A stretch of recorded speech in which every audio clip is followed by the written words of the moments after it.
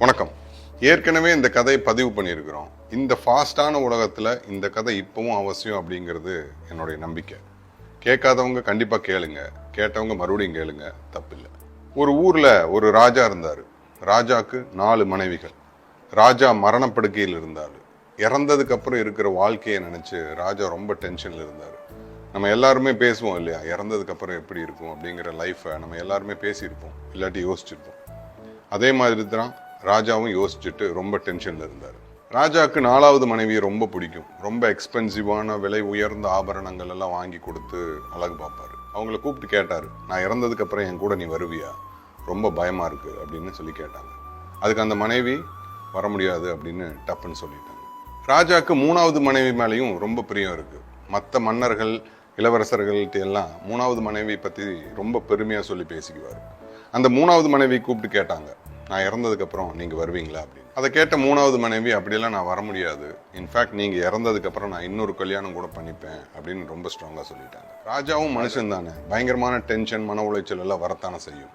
அந்த மாதிரி டென்ஷன் மன உளைச்சல் எல்லாம் இருக்கிறப்பெல்லாம் 2வது மனைவி ரொம்ப பக்கபலமா நின்றுருக்காங்க. அவங்கள கூப்பிட்டு கேட்டாங்க, நான் இறந்ததுக்கு அப்புறம் நீ வருவியா அப்படின்னு கேட்டதுக்கு அவங்க சொன்னது, அப்படியெல்லாம் என்னால் வர முடியாது, நான் வேணா உங்களுக்கு வேண்டி ஒன்று பண்ணுறேன், உங்களுக்கு நல்ல ஒரு சென்ட் ஆஃப், நல்ல ஒரு ஃபியூனரல் ஆர்கனைஸ் பண்ணி தர்றேன், அவ்வளோதான் என்னால் பண்ண முடியும் அப்படின்னு சொல்லிட்டாங்க. நீங்கள் எங்கே கூப்பிட்டாலும் நான் வர்றேன் அப்படின்னு ஒரு சத்தம் கேட்டுது. அது யாருன்னு திரும்பி பார்த்தா ராஜாவுடைய முதல் மனைவி. ராஜாவுக்கு ரொம்ப எம்பாரஸ் ஆயிடுச்சு, ரொம்ப தர்ம சங்கடமான சூழ்நிலை. அவங்கள கூப்பிட்டு சொன்னாங்க, நான் உன்னைத்தான் ரொம்ப நல்லா பார்த்துருக்கணும், பட் உன்னைத்தான் நான் சரியாக கவனிக்கவே இல்லை, மற்றவங்க எல்லாத்தையும் பார்த்துக்கிட்டேன், ஆனால் நீ தான் என் கூட கடைசி வரைக்கும் வர்றேன்னு சொல்கிறேன் அப்படின்னு சொல்லி ரொம்ப சங்கடப்பட்டாரு ராஜா. நான் ராஜான்னு சொன்னது நம்மளை தான். நம்ம எல்லாருக்குமே 4 மனைவிகள். 4வது மனைவின்னு நான் சொன்னது நம்மளுடைய உடம்பு. அந்த ராஜா விலை உயர்ந்த ஆபரணங்களை 4வது மனைவிக்கு கொடுத்து அழகு பார்ப்பாருன்னு சொன்னேன். நாமளும் விலை உயர்ந்த எக்ஸ்பென்சிவான ட்ரெஸ் போட்டுக்குவோம், ஜுவல்லரிஸ் போட்டுக்குவோம் நம்ம உடம்புல. ஆனால் அந்த 4வது மனைவி வரமாட்டேன்னு சொன்னாங்க. அதே மாதிரி நாம் இறந்தா நம்ம உடம்பு நம்ம கூட வராது. 3வது மனைவின்னு நான் சொன்னது நம்மளுடைய சொத்து சுகங்கள், வீடு, கார், பங்களா, இதெல்லாம் தான். அந்த ராஜா மற்ற மன்னர்கள் கிட்ட தன்னுடைய 3வது மனைவியை பற்றி சொல்லி பெருமைப்பட்டுக்குவாருன்னு சொன்னேன். அதே மாதிரி நம்மளுடைய சொத்து சுகங்களை காமிச்சு நம்ம மற்றவங்கள்ட்ட பெருமையாக பேசிக்குவோம். அந்த 3வது மனைவி சொன்னாங்க, நீங்கள் இறந்ததுக்கு அப்புறம் நான் இன்னொரு கல்யாணம் பண்ணிடுவேன், நாம் இறந்ததுக்கு அப்புறம் நம்ம சொத்து இன்னொரு பேருக்கு மாறி போயிடும், அதுதான் உண்மை. அந்த 2வது மனைவியை ரெப்ரசன்ட் பண்ணுறது நம்மளுடைய சொந்த பந்தங்கள், ஃபேமிலி அண்ட் ஃப்ரெண்ட்ஸ். ஒரு பிரச்சனைனா வருவாங்க, நிற்பாங்க, சார்ட் அவுட் பண்ணுவாங்க, பட் போயிடுவாங்க. முதல் மனைவி நான் எங்கே போனாலும் உங்கள் கூட வரேன்னு சொன்னது நம்மளுடைய ஆன்மா. எஸ், நம்ம உடம்பு ரொம்ப முக்கியம். நல்ல எக்ஸ்பென்சிவான ட்ரெஸ்ஸு, விலை உயர்ந்த ஆபரணங்கள் எல்லாம் போடுறதுக்கு உடம்பு ரொம்ப முக்கியம். உடம்பை நல்லா பார்த்துக்கலாம். சொத்து ரொம்ப அவசியம்தான், அதுக்காக சொத்து மட்டுமே வாழ்க்கை கிடையாது. சொந்த பந்தங்கள் எல்லாத்தையும் ரொம்ப நல்லா மதிக்கலாம், நல்லபடியாக நடத்தலாம். எல்லாத்த விட முக்கியம் நம்மளுடைய ஆன்மா. எப்பவுமே கொஞ்சம் தனியாக இருக்கிறதுக்கு முயற்சி பண்ணுங்க.